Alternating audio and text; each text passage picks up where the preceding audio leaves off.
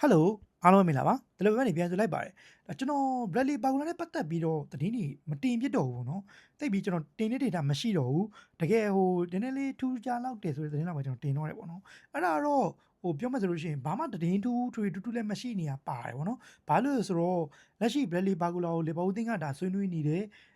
ဟိုပြောမှဆိုလို့ရှိရင်ပြောင်းရွှေ့ကြီးကကွာဟနေသေးတယ်ဟိုကစားသမားလာခြင်းနဲ့စာချုပ်မချုပ်တော့ဘူးဒီသတင်းတွေကြီးပဲတနေ့ဓာတ်တွေပဲတက်နေရပေါ့နော်အဲ့တော့ပြောမှဆိုဘယ်လီပါကူလာနဲ့ပတ်သက်ပြီးသတင်းထူးက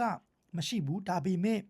ဟိုပြောမှဆိုဖြစ်လာနိုင်ခြေရှိတာတွေပြီးတော့ဖြစ်လာနိုင်မဲ့ပုံစံတွေတော့တဖြည်းဖြည်းတော့ဒါမြင်ရလာပြီเนาะဘာလို့ဆိုတော့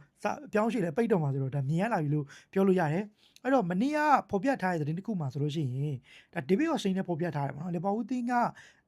80% 90%လောက်ဒါကစားမရောက်ဖို့တော့ percentage များတယ်တေးကြတယ်ဒါပေမဲ့ဟိုပြောင်းရွှေ့ကြီးကတော်တော်လေးကွာဟနေသေးတယ်ဆိုပြီးတော့လေအဲ့ဒီမှာဖော်ပြထားတယ်ပေါ့နော်ဘာလို့လဲဆိုတော့ PSG ဘက်ကလည်းကစားသမားကိုဒါပေါင်145တန်းလိုချင်တယ်လီဗာပူးတင်းကပေါင်တန်း125တန်းအများဆုံးပဲပေးချင်တယ်အဲ့တော့ပြောမှဆိုရင်25တန်းဟိုတန်း30နီးပါးလောက်ကျွန်တော်တို့ကွာဟနေတယ်အဲ့တော့ပြောမှဆိုလို့ရှိရင်ဟိုအဲ့လောက်ကွာနေဖြစ်တဲ့အတွက်အပြောင်းရွှေ့ကိစ္စတော့တော်တော်လေးတော့ညှိယူနေရတယ်တခုပြဿနာရှိတာကလက်ရှိဒီနေ့ report တစ်ခုထဲမှာဆိုလို့ရှိရင် PSG ရဲ့ကစားသမားတစ်ယောက်ဖြစ်တဲ့ဒမ်ဘီလီကလက်ရှိမှာဒါလူဝစ်အန်ဒရစ်နဲ့ ကွိုင်တက်နေရပေါ့နော်ကွိုင်တက်နေရဖြစ်တဲ့အတွက်ဒါဒမ်ဘီလီကိုရောင်းချဖို့အတွက်လည်းဟိုဈေးကွက်မပိတ်ဖြစ်လာနိုင်နေဆိုပြီးတော့လည်းသုံးသပ်တဲ့သူတွေကသုံးသပ်ထားကြတယ်တကယ်လို့မြန်ဒမ်ဘီလီကိုသာရောင်းချလိုက်မယ်ဆိုလို့ရှိရင်ဒါပြောမှဆိုကစားသမားစာချုပ်မချုပ်သည့်တိုင်အောင်ကစားသမားကိုပေါ်တက်ခွင့်ပေးမယ်ဒါပြောမှဆိုရင်မျိုးမြင့်မြတ်နဲ့စာချုပ်တစ်တွေပေါ်တက်ခွင့်နေတာပေးမယ်ဆိုလို့ရှိရင်ကစားသမားအနေနဲ့လည်း PSG တင်းမှာဆက်နေကောင်းဆက်နေသွားနိုင်တယ်ပေါ့နော်အဲ့တော့ဘယ်လိုဖြစ်လာမလဲတော့မသိဘူးဒါပေမဲ့လီဗာပူးတင်းနဲ့အမြန်ဆုံးပေးချေဖို့တော့အမြန်ဆုံးခေါ်သိနေလို့တော့ထင်တယ်ပေါ့နော်ဘာလို့လဲကန်ကောင်းနေရတခုကတော့လီဗာပူးတင်းက